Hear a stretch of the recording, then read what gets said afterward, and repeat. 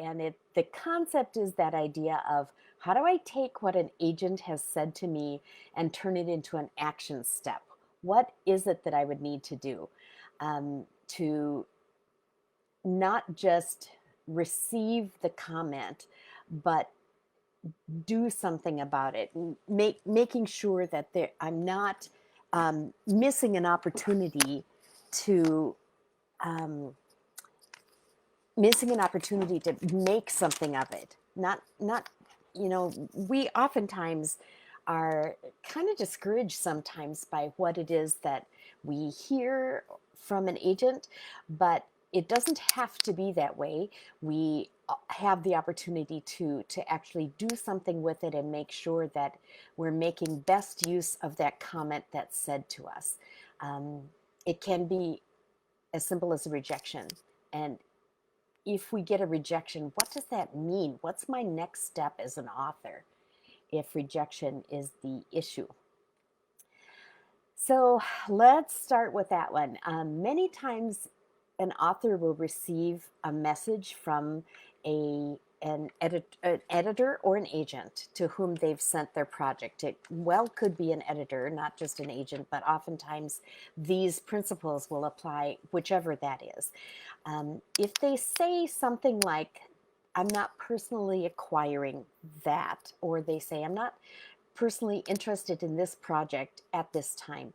What does that mean? Usually, the at this time means that it could be a very long time that they're not interested in that kind of project, or it could simply mean not right now. I either have other authors who are addressing the same issue, and I don't want authors that I acquire to be competing with one another for the very same slots. That would kind of defeat the purpose for at least one of our clients, or maybe even more.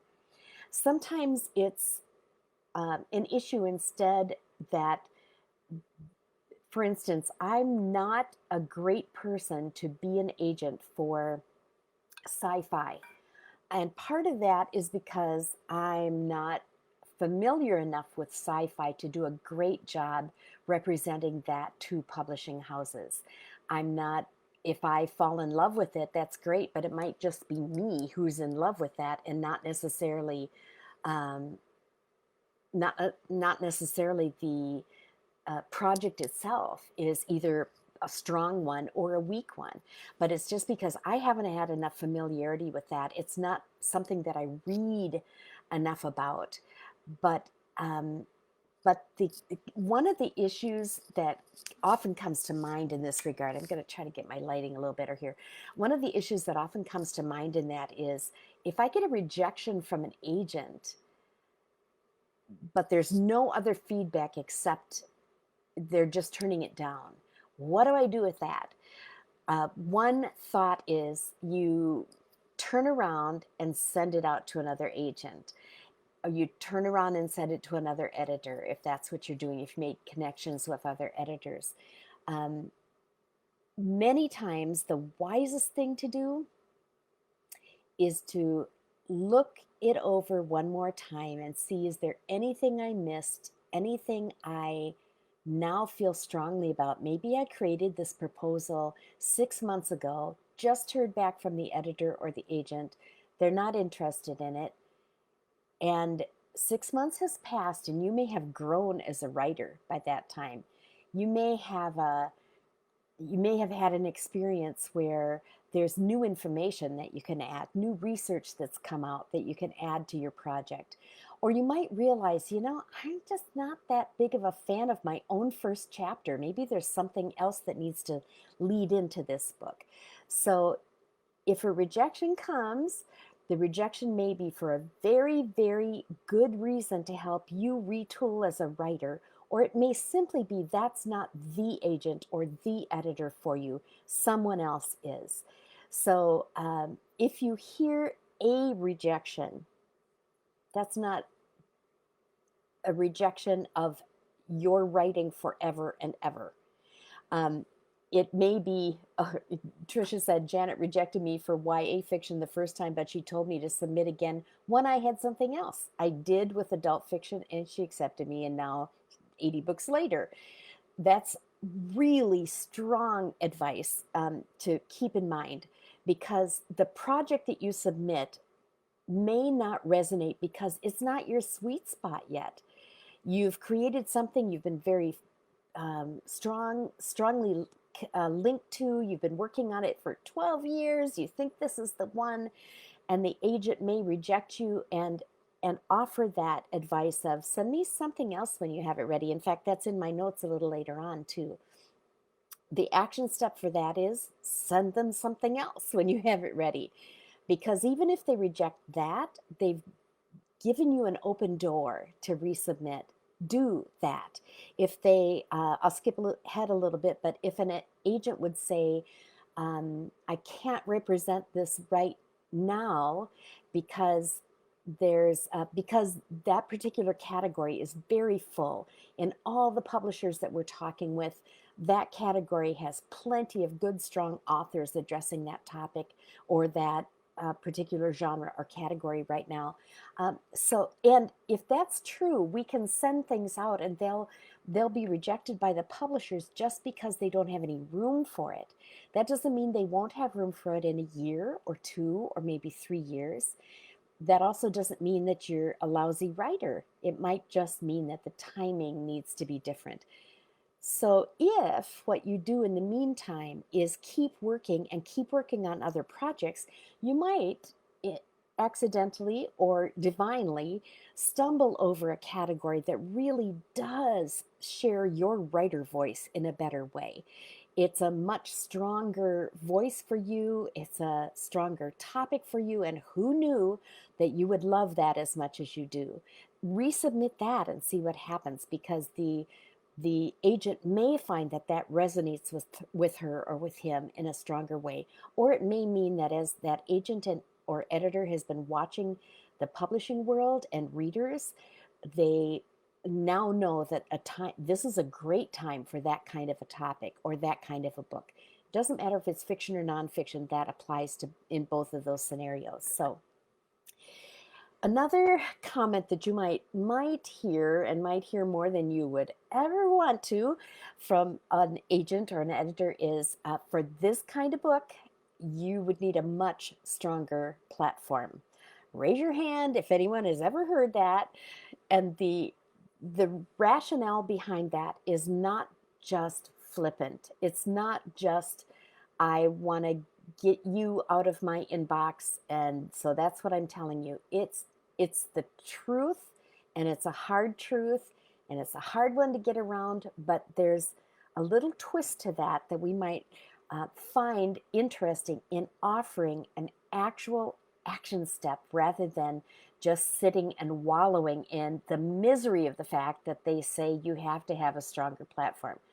That can send us into a deep, deep spiral of ugliness, because oftentimes we feel completely helpless to know, how can I change that? I'm just not the person that everybody's listening to on this subject. Sometimes the fact that they're not listening to you on that subject really will be a hindrance or a handicap for long term for what you're writing. For instance, if you're writing about a topic that you find fascinating, but you really have no connections or area of expertise except your own life experience in that, and you're writing nonfiction, that may be a hurdle that, unless you can climb over and find a way over or around that hurdle, you will be stopped or you'll be delayed in that project until something changes. So let's take a look at platform, for instance, in that regard. Sometimes we think that platform is popularity. It's a measure of popularity. And I would love if we could just eliminate that idea altogether, because it's not like junior high. That's not what we're talking about. What we're talking about, the authors or debut authors' visibility and their impact. Where are they ministering right now? What are they speaking into right now? How has their experience been enhanced by their education perhaps, but it's more than that. It's who are you speaking to now? Who are you interacting with now? Who would be your natural readers if the book is released? That's what the publishing houses are looking for. And if that's what the publishing houses are looking for, then that's what the agents and editors are looking for as well. So, where are you speaking into those kind of topics in a way where what you're saying is resonating? Even if that's just on social media, it might be speaking events, it might be videos that you have produced, or Bible studies you've produced, or women's retreats that you've created around this topic. In fiction, and we'll say this clearly, a fiction author, especially a debut fiction author, not a veteran fiction author, but a debut fiction author, the platform is not as strong as a need. Debut authors often have very little that they can say to gain a lot of followers if they don't have a product already, if they don't have a novel to talk about, at least one to talk about. But that doesn't mean that zero in all your social media numbers is okay, because what that says is you're starting at ground zero to build a readership. So instead, if you have a presence, if you are there, or if you're in the arenas and the rooms, if you will, where people are discussing the kinds of things that you enjoy, are you following other authors who are writing in your genre? Are you in the groups where those genres are being talked about, or those categories are being talked about? If you are writing a historical novel, for instance, and you're a debut author, if you're finding yourself in the in the in the discussion arenas where historical novels are a big deal for those authors and for the readers who are following that same spot, they will see your name. You will have a certain level of visibility when you're making comments. And that level of visibility will help you as a fiction author. Also, if you serve on other people's launch teams, that's not an automatic connection, but it does show you're getting a little bit of behind the scenes. And if you're also helping to promote other people's books in the genres in which you write, you're not only building relationships with other authors, but you're and getting that same feel for the industry and how does this go, how does this work. But you're also going to have some people who will naturally want to follow you just because you love what they love. The other historical readers will want to follow you because you love historical fiction. In the nonfiction, and some of the comments that are being written here along the side too are just so important, so do take note of those.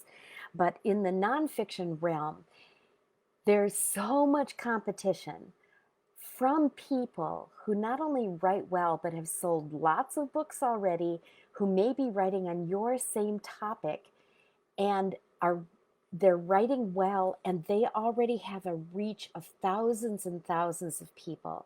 What is going to make your book, no matter how well it's written, stand out among those when a publisher could come along and pick up an author addressing your kinds of topics who has 50,000 followers and you have 4, but you feel like that ought to be enough because your writing is so good.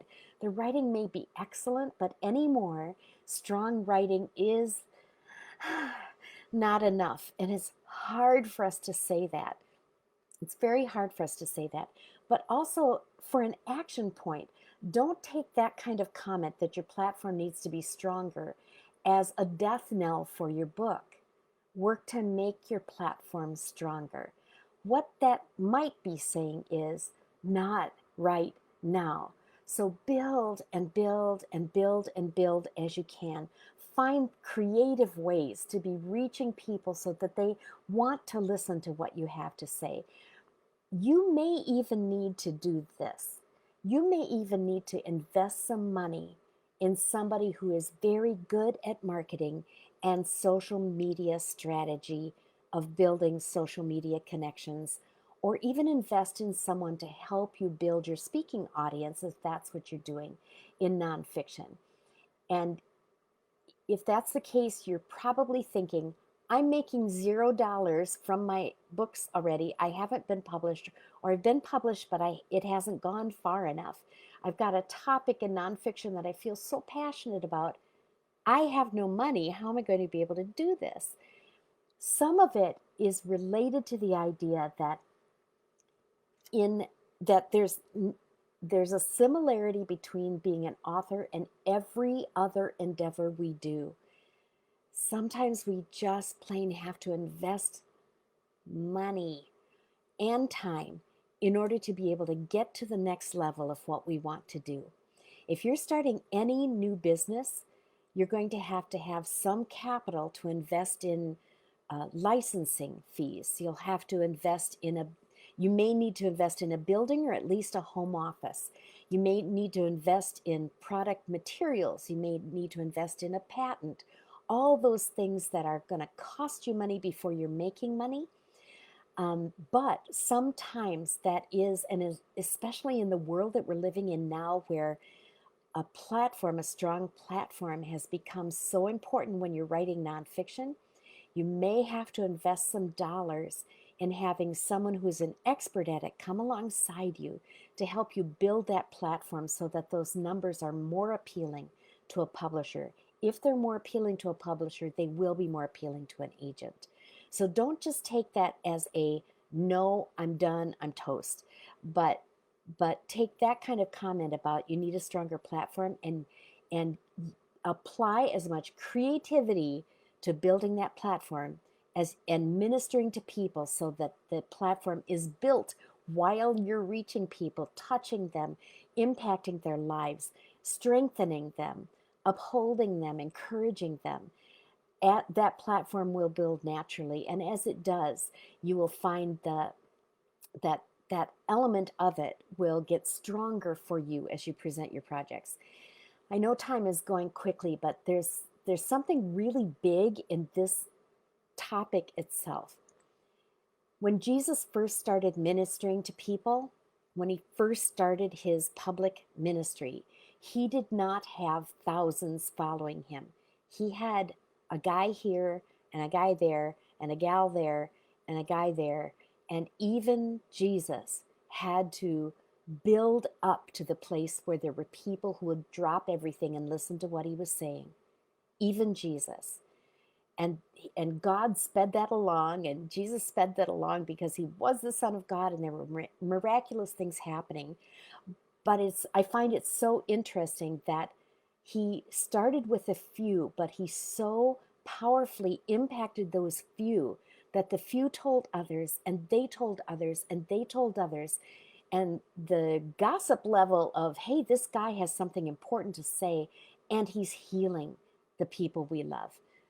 That's the same kind of principle that you'll be operating on in building your platform. Give people what they need, what they truly need, not always just what they think they need, but give people what they need, and they will tell others, and that is how your platform will build. Don't be discouraged if it means that your timetable is different than what you thought. Keep working. And know that there are many, many, many authors who wrote a book and it was 5 or 6 or 10 or 14 years before it hit the market. But when it hit the market, that was God's perfect timing. We heard that testimony even from one of the Christie Award actually 2 of the Christie Award winners this year, that the book that they had been working on, they've been working on for years.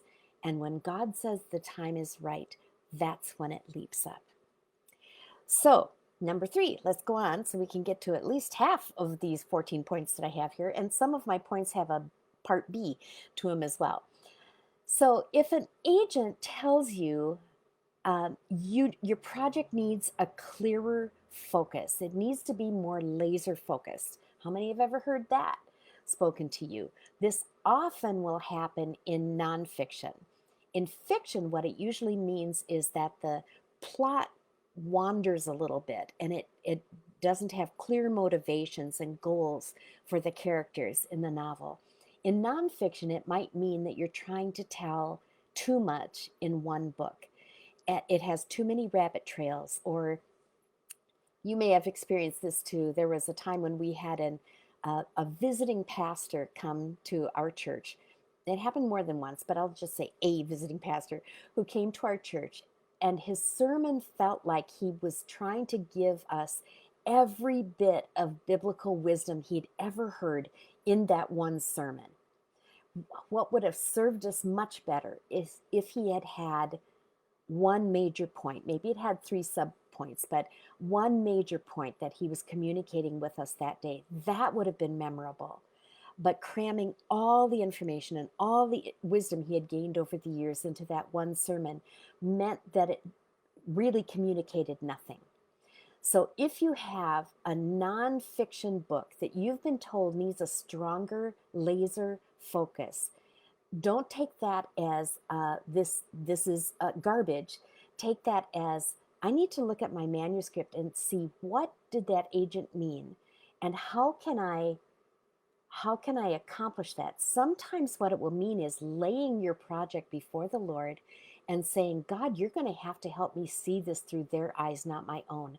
I've lived with this idea for so long that I can no longer see those kind of details. Help me see that. That's a prayer God loves to answer, because he wants your project laser focused so that it can reach the very people in the very specific need that he's designed it for. So if you're told it needs a stronger laser focus, take a clear look. Are you trying to make your work reach everybody everywhere? It's not likely to do that. Is it that your project is trying to feed a bunch of information and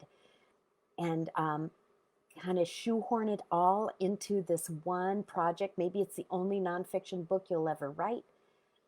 Or is there a way that you can take and make it so that your project is almost like a clear object lesson? That as they're reading the book, they're getting the concept so deeply that that concept change and their attitude about it will change their lives as they move forward. It might be as simple as taking an idea like, you can make your marriage better, and instead have the book be, you can make your moments of disagreement better. That kind of a book, that kind of a laser focus to the book is going to inform all the chapters you write. And the reader is going to know exactly what they're going to get when they purchase that book, or purchase dozens of copies of that book and take it home and read and ingest it. They're going to know clearly what they're going to get from that. So that might not be the best example, but it's the only one I could think of on the spot. Okay, here's a fourth thing. And we referred to it a little bit, but if the agent or the editor said, I'd welcome hearing from you again in a year or so, if you're able to raise your platform numbers or develop a new project that you're passionate about and that fits your target readership better. That's a wide open door, even though it sounds like a no. It's truly a wide open door. Take advantage of that.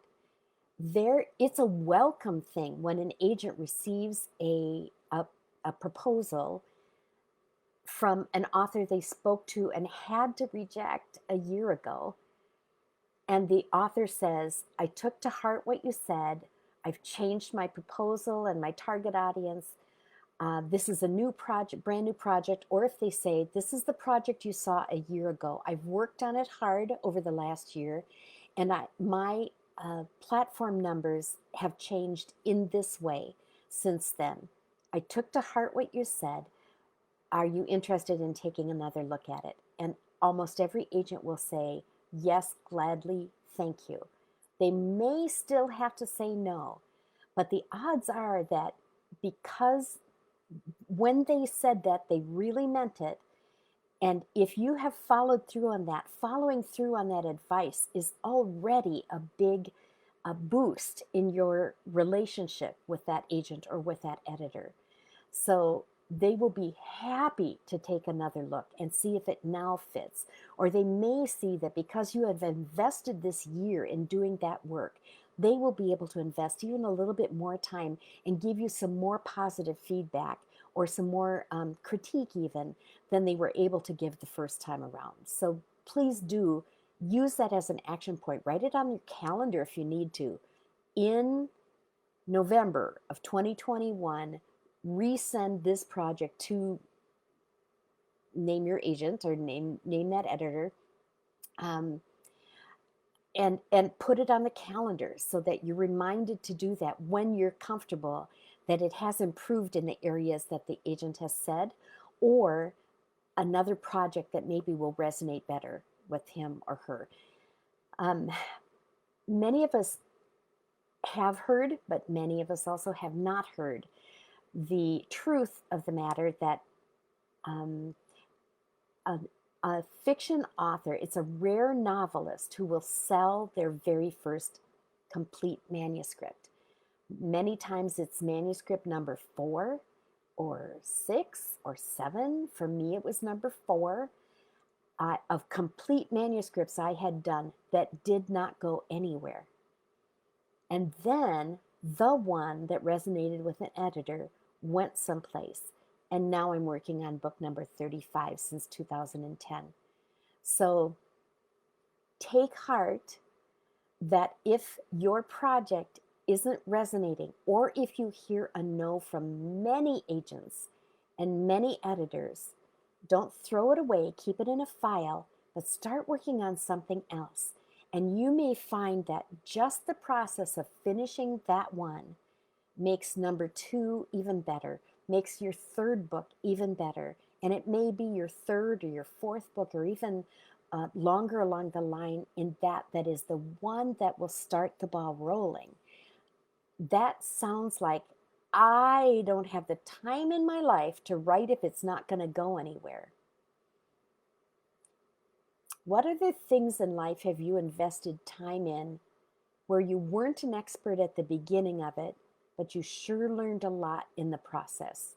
Like, say, parenting, relationships, your marriage, a neighbor that maybe that you didn't quite hit it off in the beginning, but over the course of time you became best friends. Almost everything in life that's worthwhile is worth the investment of the time it takes us to do it, even if it seems like nothing's happening. Are you praying for somebody that you have prayed for a long, long, long time? Why have you not stopped praying? Because you're sure God isn't going to answer? No.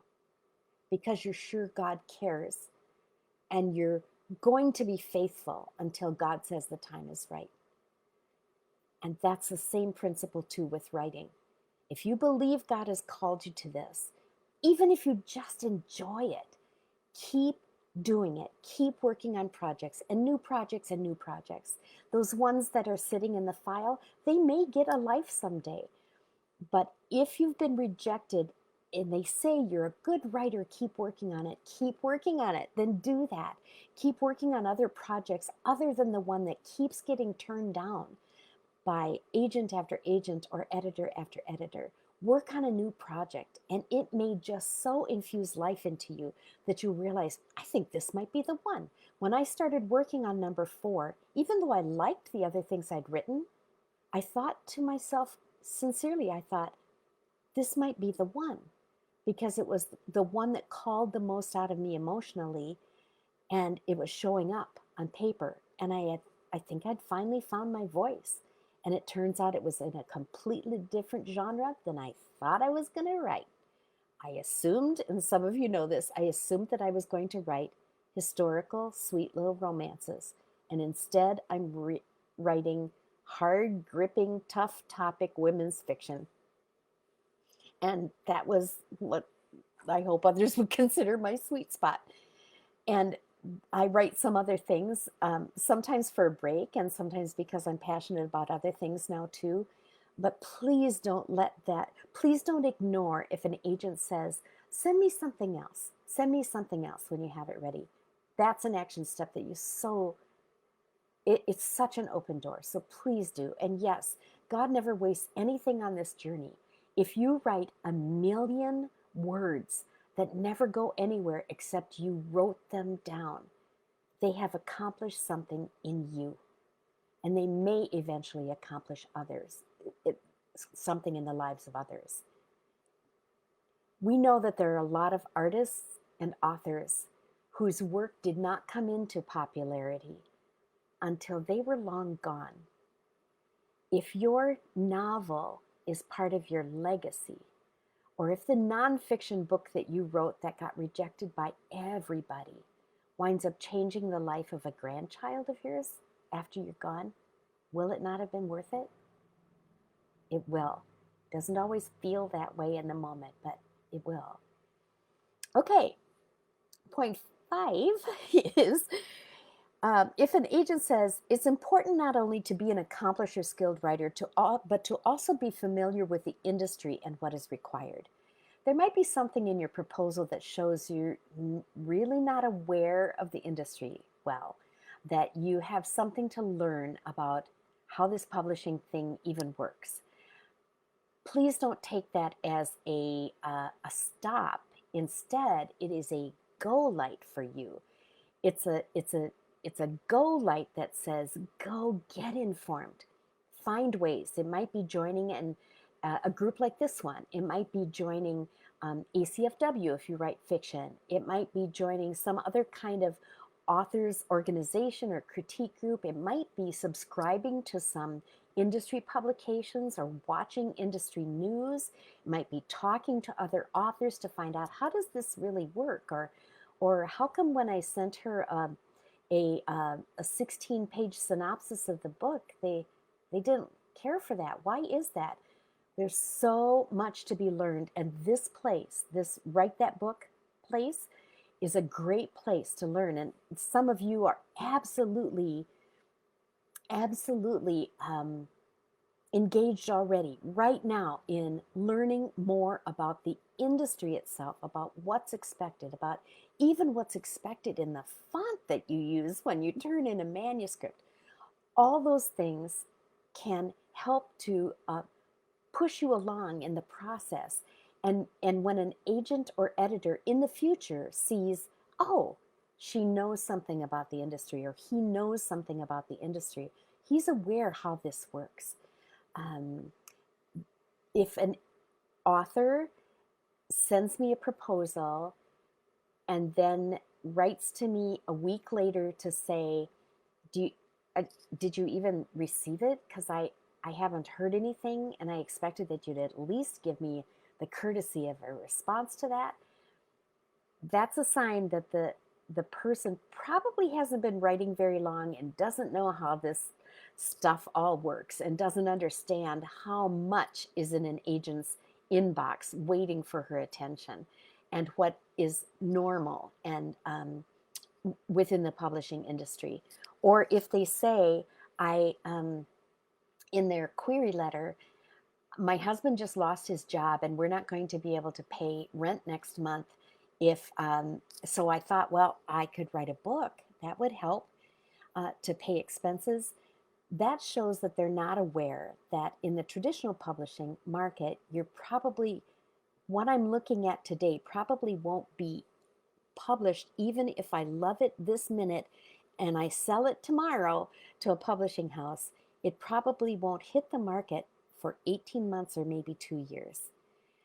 And you who are studying this idea, you know that, but there are many new authors or new writers who won't know that until they're informed.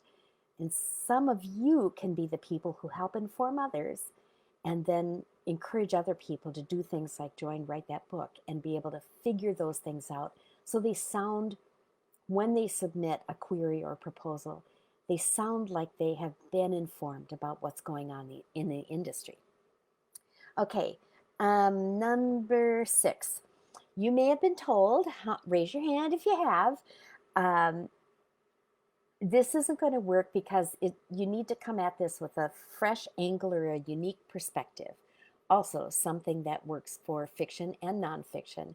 Many times fiction will mean that when they're talking about a fresh angle or a unique perspective, it means they've heard that plot line, maybe heard those kinds of characters over and over and over again, and there's nothing truly unique in it that would make the editor or the agent sit up and take notice. So if an agent says you need a fresh angle or a unique perspective, and that's why I'm having to reject this, uh, go back and figure it out. Go back and take a look and see, yeah, I've read plenty of books like this that have had that come at it from that same angle. And yes, it's true, Tricia, that sometimes when we ask publishers what they think would be a good fit or what they're looking for, we all often receive a blank look, and that's true because what they're looking for is a thing they didn't know they were looking for, and agents too. And this fresh angle and this unique approach is often the thing. That's the thing that will really cause us to lean in and want to take another look at it.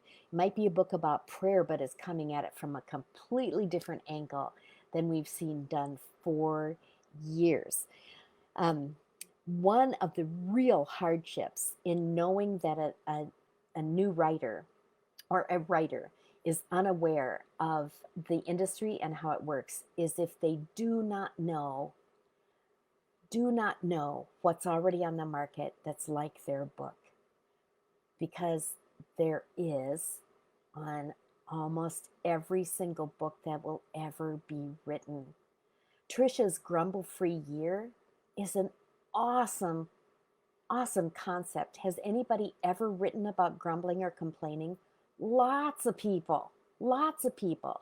But she came at it from this unique angle of, guys, we're going to devote an entire year to focusing on this idea that in our household, we're not going to grumble and we're going to do the best we can. Are we going to fail? Likely, but we're from time to time, but we are devoting this entire year to this. And then she wrote this book that was so compelling to publishers because not every single publisher, I imagine, but compelling to publishers because of the idea that if that was a fresh take, what if a family, a large family, and a large family that is made up of children that have come from all kinds of arenas of life, foster care, adoption, natural birth, natural birth, that sounds terrible, but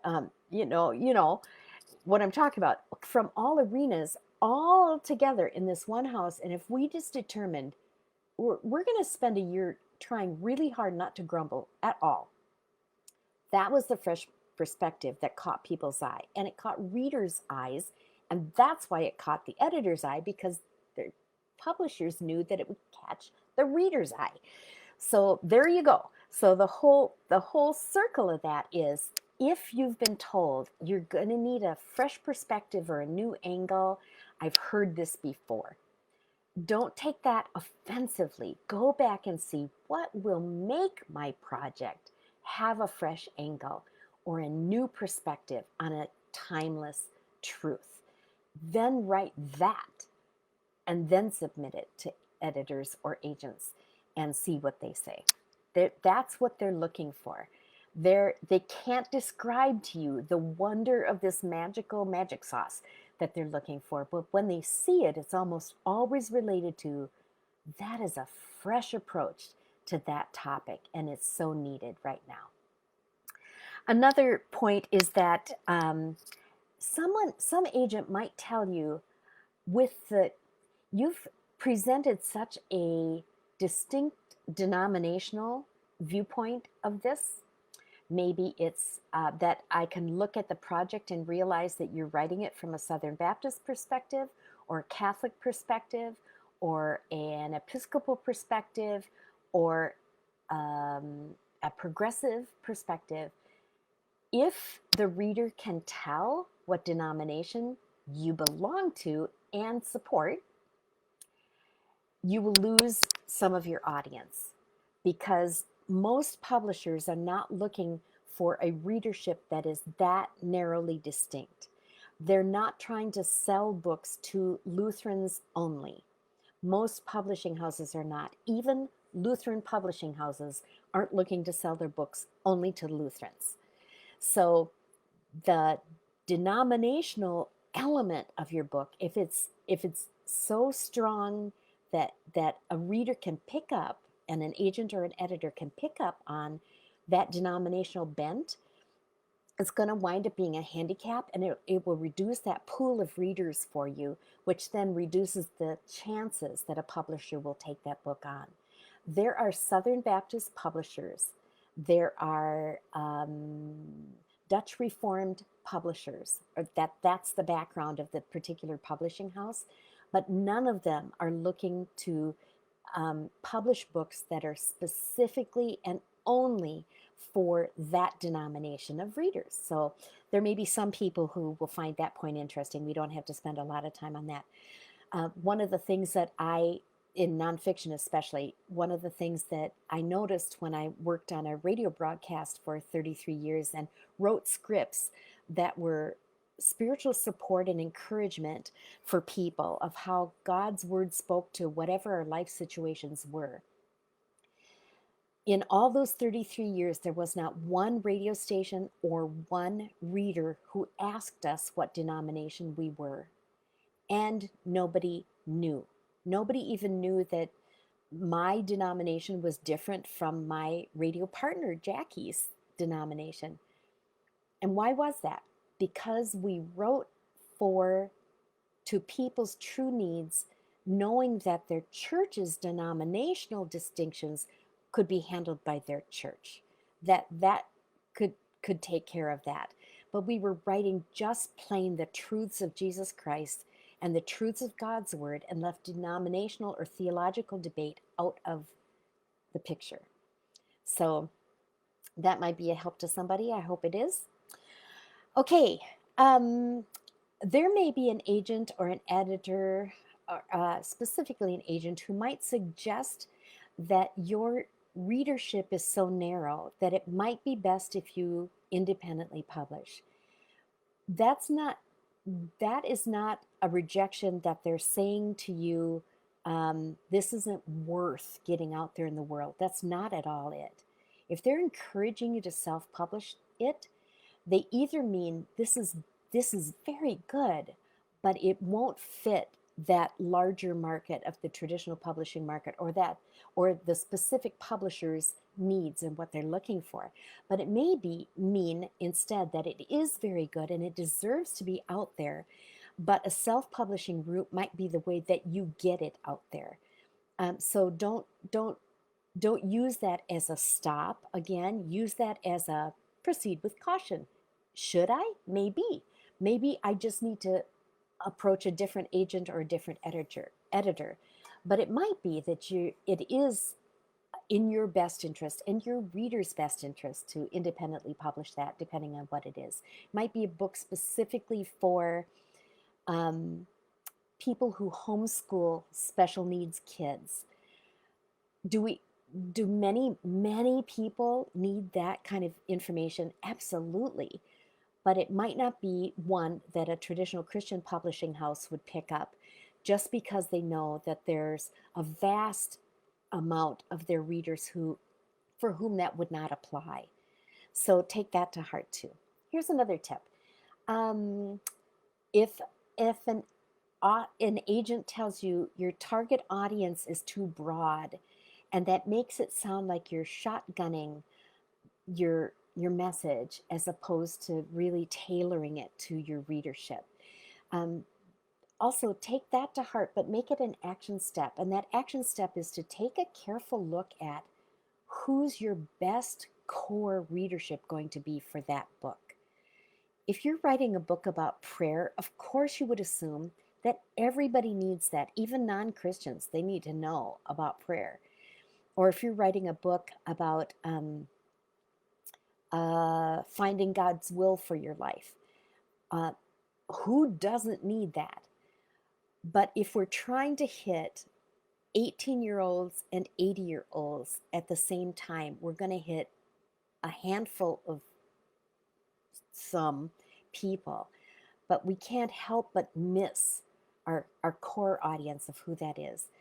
And if you're talking about finding God's will for your life, it's probably not the 65 to 80-year-old readers. It might not even be the 55 to 80-year-old readers. Do some of them absolutely need that information? Uh-huh. But they're going to find it in almost an accidental way as a fringe group, not your core group. Your core group is going to be your 20, 30, 40-year-olds. And that will mean you will write to them. You will be writing in their language. You'll be writing with their illustrations, with the analogies that matter to them. You won't be referring to things from television shows from the 40s or 50s because that's not their core way of communicating and their frame of reference. They won't have any frame of reference. So take that to heart and take a clear look. Dig down deep to say, who is my target audience? And then figuring that out in that core audience, not just everybody you want to or hope to have read your book, but that very center core, your primary, your essential reader. Who is that? And then see what can you do and get out, bring up the file and start working through it to see, oh, I deviated here from that core audience because I made that reference and they won't know who that is, or they might not have been as big a Beatles fan as I was back in the day, or whatever the concepts are that help you realize how you can change the language or the word pictures that you're using, or even fine tune the topic so that it matters to your core audience. So another thought is that an agent may say, your book's tone and approach don't match well with the readers you want to reach. Now that kind of refers back to what I've just been talking about, but it also may be, for instance, that it may sound churchy, but you're trying to write to a young audience. And that's not what resonates with a younger audience these days. They're a little skeptical about something that sounds churchy, something even that might be very precious to you. The concept of sanctification or atonement might be very precious to you, but it's words that are bouncing off of a younger reader because they would understand a word picture that explains that, but they might not understand the language or the wording that you're using there for that purpose. Or it might sound academic. You're trying to reach a younger audience, and to them, academic means, oh no, homework and school, not what I want to be reading when I pull a book off the bookshelf. Are there some people who want to read academic works? Yep, a couple of them. And the rest want to read the kind of conversational and coming alongside tone that many of you I know are writing from, whether it's fiction or nonfiction.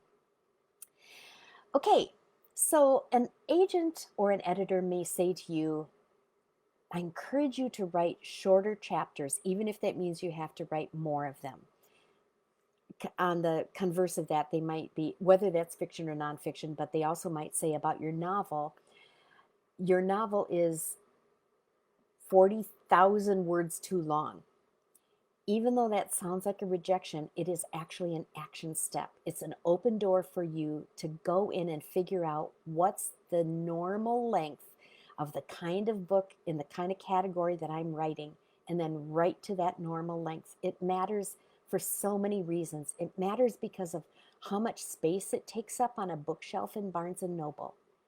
Because if you have book that all look kind of about the same length, and then you have an enormous book that looks like War and Peace next to it, even if the reader is intrigued by the title, they might feel that their life is so overwhelming, they're going to buy a shorter book, an average book, rather than the super long book, no matter how good it is. Sometimes it's because the publishers have their ranges because they want to fit into a certain price range. The book that's super thick, even whether it's nonfiction or fiction, is going to cost more to produce. Even think about this. You can't even fit the same number of books into a carton when you're sending off a carton of books, a case of books to someone. They can't fit as many into that case. that increases shipping charges. That increases shipping charges either for the bookstore on the other end or for the publisher themselves when they're sending it, and certainly for the authors. There are reasons behind all that. There are reasons behind why a publishing house, and that's what the agent is going off of, needs a certain word count length for certain styles of books. There are places to find that, and you probably have some teaching in the archives of Write That Book that would help you with that as well. But the shorter chapter idea is just because of the way that readers read these days. They oftentimes are put off by super long chapters because there is so much that is vying for their attention and for their reading attention. They're used to scrolling through Facebook. So average length of books, I'll speak to that, Mary Lester. I know you can probably find that within, sometimes you can find it Googling too, but just as a rough estimate, just a rough estimate, a fiction, a novel, will likely be between 80 and 90,000, maybe 100,000. And yes, it depends heavily on the genre. So I'm talking about general fiction, contemporary fiction, historical fiction might bump up to even 100,000 or somewhere around that. A novella is going to be a lot shorter, more in the 40,000 range. If it's a novella collection, it might be even as short as 25,000. There are short novels, and certain publishing houses like Love Inspired has um, a specific word count that they want. That particular publisher wants a very specific word count, and they want it stuck to closely. If you're writing nonfiction, you're going to be writing somewhere in the 45,000 to 50,000, maybe 60,000 range, but that's stretching it. So if you send in a nonfiction book that's 32,000 words, that shows that you're not yet familiar with what is expected of like a Christian living nonfiction book. Some devotional books, of course, are going to be a little bit shorter just because they use a whole page just for one devotion, and so that will change, and it changes depending on how long of a collection it is of devotions. For instance, if you're writing a devotion, a 60-day devotion, then that will be a narrower book, but you might be asked to do a little bit longer devotions so that the book doesn't disappear if the spine is the only thing that's showing on the shelf. So that's real generally speaking. Every publisher has their own specifics, and every category within a genre will have its own specifics as well. But just making sure that you're not wildly far off of the expectation is the point that we'd like to make with that. And then the shorter chapter ideas is, we'll just share this tip again that I think we've shared before, but it's that idea that if a reader is reading a book and they have many things calling to them, might be supper, laundry, the children, they need to get to bed, they need to get to sleep, and they see that they only have 2 or 3 pages left in the chapter, they're likely to finish that chapter and may even be tempted to read another one because they conquered that. That was great. But if they fast forward with their finger and find out that there are 14 more pages left in this chapter, they're far more likely to set it aside and may never come back to it. They may, but they will find it much easier to set it aside and stop reading if it's super long chapters. They'd much rather see 2 chapters on the same subject, with the first being part 1 and the second being part 2, that expands on the topic in a stronger way, than they would to have very long chapters that take a tremendous investment of time to get through the chapter so they can feel like they conquered that chapter and got the concept. If you're having to write super long, um, super long chapters in order to tell the point, you're probably going into more detail than the reader can manage. We only have so much bandwidth, and if the concept is that complex, you might want to think about breaking the book down even into 2 or more books. Help the reader get the basic foundation of what they need. and then set them on the path of what they can glean from that themselves. All right, moving on really quickly here. An agent might say to you, and here's an action step that goes with that. An agent might say, "Write. You have. You're trying to write as an authority on this subject, but you don't have any expertise other than your personal experience, and that can be a problem." So, for instance, um, if someone is trying to write about, um, let's deal with parenting special needs kids, nonfiction book, big topic. You've been dealing with it for 20 years. You know some stuff. You truly do know stuff. But the publisher on the other end is likely going to need not just a strong platform, but they're going to need more than just your personal experience.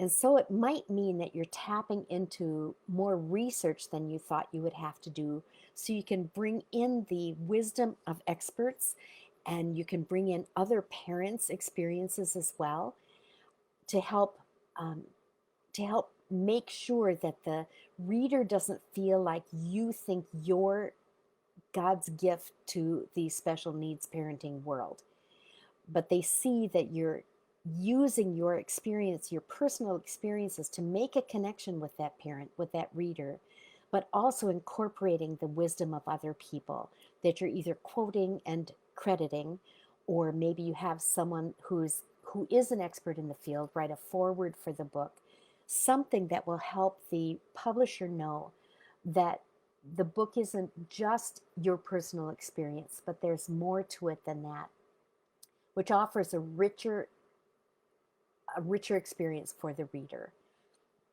And if you want to know more on that kind of idea, you can certainly write to me. If you have other questions, please write them in the comments and I'll get to them as I can. Or you can write to me at any time at cynthia@booksandsuch.com with your question, and I'll try to answer that. The and is the word and rather than the ampersand. Okay, there seems like there's a mismatch, the agent might say, between your synopsis and your story or your summary or your proposal and the manuscript. This happens oftentimes, and one of the main problems with that is that the proposal itself, or the synopsis, or the summary, or the chapter summaries are not giving a true picture of what the book is really like. It will give the mechanical, factual things about what's in the book, but it won't tell the tone or the approach or who you are as an author and how you address that subject.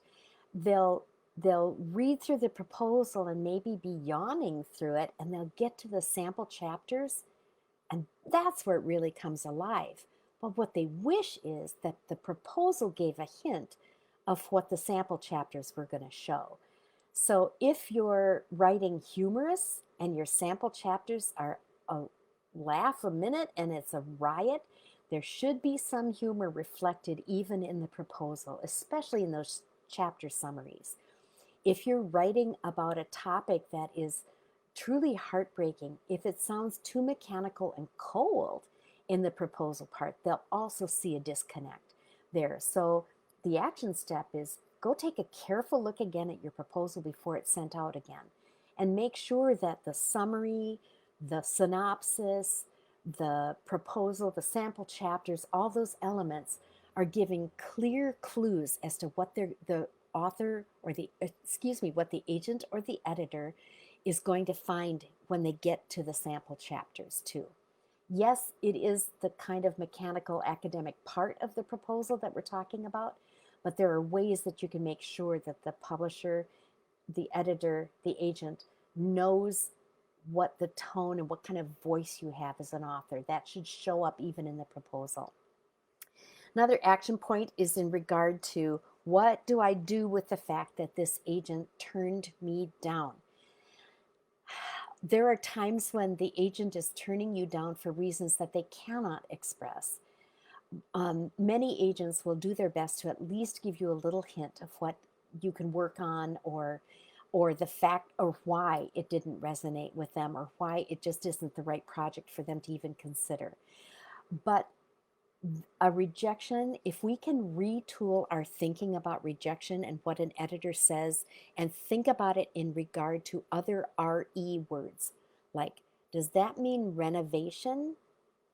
Does that mean repair? Does that mean retool? Does that mean replace something? Does that mean rewrite? Does that mean revive? What does it mean for my particular project? If you've watched any home improvement shows, you know that sometimes all it needs is cosmetic changes. And that may be what your project needs. It just needs cosmetic changes, and that'll help. A little paint here, a little repair that floorboard, that thing that was obviously hanging loose, just tighten the screw on it. And sometimes it means taking things back all the way to the studs, ripping up the floor, changing the whole tone because it's a beachside home and it has such a formal interior that that's just not going to fly. That's not working. So it may mean that kind of a deep renovation, or it may mean repairing a leaky faucet that was one of the first things that the homeowner would hear when they walked through the home. So something about your proposal that that you, when you go back in to take another look, you're going to look at it with that idea in mind. Does this mean I set it aside forever? Do I need to do a few repairs? Do I need to completely resonate it? Do I need to retool this? Is there one thing I need to replace? If you get stuck by not doing that extra level of work, then it's really a heartache, because it may be that doing those repairs will sell the house. It may mean that taking care of that leaky faucet is going to remove an obstacle for an agent or an editor. So do take advantage of the opportunity to take another look at why your proposal or why your manuscript might have gotten a no. And when you discover what that might have been, whether you hear it in words from the agent or editor, or you just sense it as you're sitting with your project before the Lord, then do what needs to be done rather than mourning that it wasn't accepted. That's one of the basic, key, strongest things we can say, is that if you hear something from an agent and it seems initially devastating, don't stay mired in devastation or in the mourning or grieving stage of that. Pick up the pen, in essence, again, and take a look and see.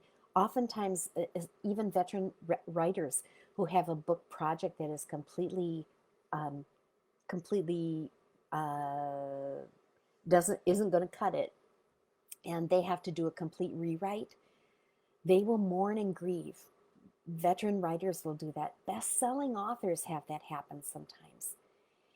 And then they allow themselves that grieving period, and then they get up and they pour another cup of coffee, and then they dig in and see what is it that I can do to make this project more acceptable? Or is there a different project that God is pushing me to pull my attention to? Or even, is this not a book? It's something completely different, a different way that God wants this word to get out. Is this supposed to be a video series instead of a book? Am I supposed to use this with my women's Bible study? Am I supposed to mentor women with this one-on-one for 10 more years before it becomes a book? That's possible. What I know for sure is that if I get my way and God doesn't get his way, I'm going to be miserable. But no matter what it costs me, if God gets his way, I will be happy, at peace, and there will be fruit and a harvest. I had only a couple of other points. I know we've gone over a little bit, but that really seems like a place that we might want to end, just because it's such an important concept. We do need to ask ourselves sometimes, is this a book? Was this a dream I had that I invented, or was it God's dream? If we're convinced it's God's dream, what he's really asking of us is to be faithful. He's not asking us to be published. He may want us to be published, but he knows that that's a decision by somebody else. So take that into consideration. He may be asking you to write. Is he asking you to get it, to do what you can to make sure that it can be published? And if he's asking for something different, know that there will be joy in obedience, joy in obeying that he calls you to.